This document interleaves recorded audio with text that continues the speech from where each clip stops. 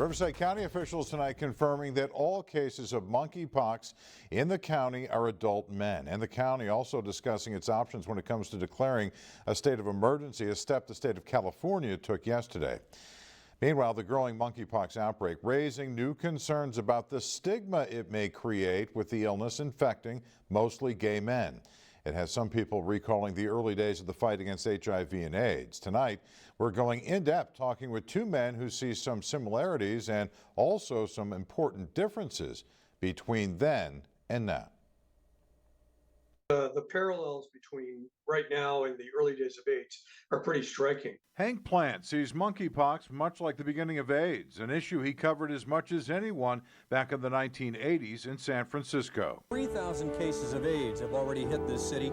Among the similarities, he says, is a slow response from all levels of government. This administration blew it. They waited too long to respond. They're getting up to speed now, but we can't get enough vaccine for all the people who want to get it. I also talked with Craig Prater, who was with the Desert AIDS Project in the early days.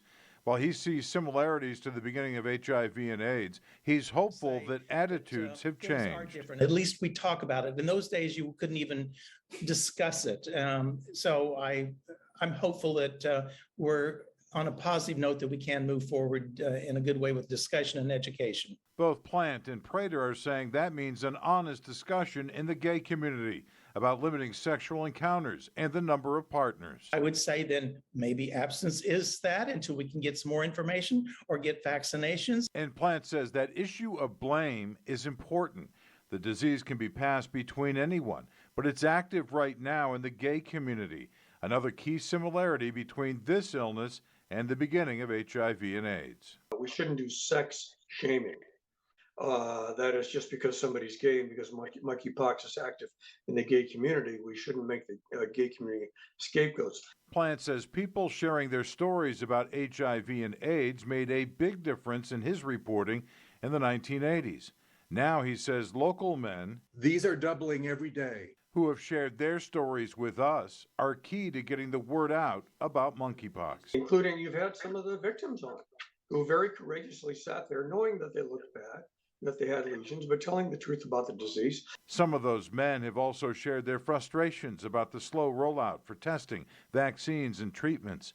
Plant and Prater disagree on whether that rollout would have been faster if this illness was hitting the general population and not spreading primarily among gay men.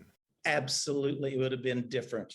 There would have been, yes, I'm really quick to respond to that because, again, if it hits the greater community, everybody, there's a bigger population then that wants to get involved and avoid it and address it. I just think this was inaction. I think that the government and the rest of us were burned out on COVID, didn't want to hear about another disease.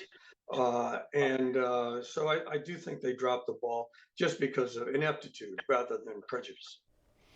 While they disagree on that question, both men point out the biggest difference between then and now is there is a vaccine, if only we could get enough of those doses. Both are hopeful that distribution will be ramped up quickly and people will have the opportunity to protect themselves.